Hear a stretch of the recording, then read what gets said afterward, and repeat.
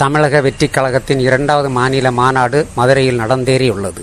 இந்த மாநாடு வெற்றிகரமாக நடந்துள்ளதா, விஜயின் அரசியல் முதிர்ச்சி தென்படுகிறதா என்பதையொட்டி அகில இந்திய தமிழர் கழகத்தின் நிறுவன தலைவர் முத்துக்குமாரிடம் கேட்டபோது அவர் கூறியதாவது: விஜயின் தமிழக வெற்றிக் கழக 2வது மாநாடு மதுரையில் வெற்றி வாகை சூடும்படியாக தான் நடந்தேறியுள்ளது. இதில் எந்த மாற்று கருத்தும் இல்லை. இதுபோன்ற கூட்டம் இனிமேல் எந்த நடிகர்களுக்கும் கூடுமா என்பது கேள்விக்குறியே. வெயிலின் தாக்கம் இருந்தும் லட்சக்கணக்கில் விஜயின் தொண்டர்கள் வந்திருக்கிறார்கள். இது பாராட்டுக்குரியது. ஆனால் விஜயின் அரசியல் மாநாட்டு பேச்சு வருங்கால அரசியலுக்கு வித்திடுமா என்பதை நினைத்து பார்க்க வேண்டிய நிலையில் உள்ளோம்.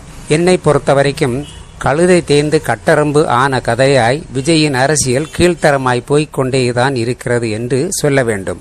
அரசியல் முதிர்ச்சி என்பது அவரிடம் இல்லை எனலாம். ஆனால் தனது கொள்கை ரீதியாக எதிர்க்கட்சியாக பாரதிய ஜனதா கட்சியையும் அரசியல் ரீதியில் எதிர்க்கட்சியாக திமுகவையும் குறிப்பிட்டுள்ளார்.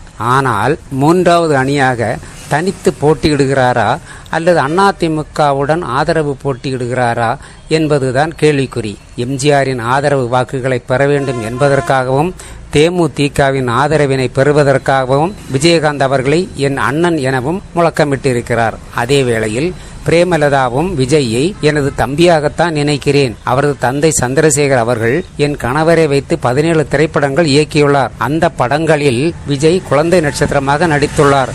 அந்த நட்பு ரீதியாக நாங்கள் அரசியலிலும் தொடர்கிறோம் என்கிறார். இதை வைத்து பார்க்கும்போது தவேகாவுடன் தேமுதிக கூட்டணி வைத்திருக்குமோ என்கிற எண்ணம் தோன்றுகின்றது.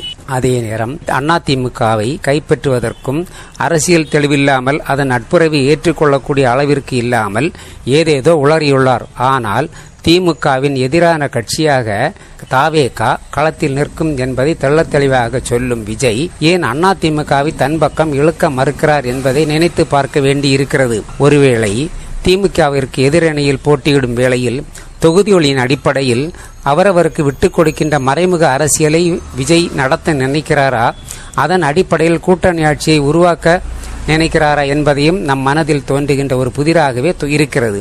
மொத்தத்தில் விஜய் குழப்பத்தில் உள்ளார் என்பதும் அரசியல் முதிர்ச்சி இல்லாதவர் என்பதும் 2ஆம் கட்ட தலைவர் பேசுவது போலவே தெரிகிறது.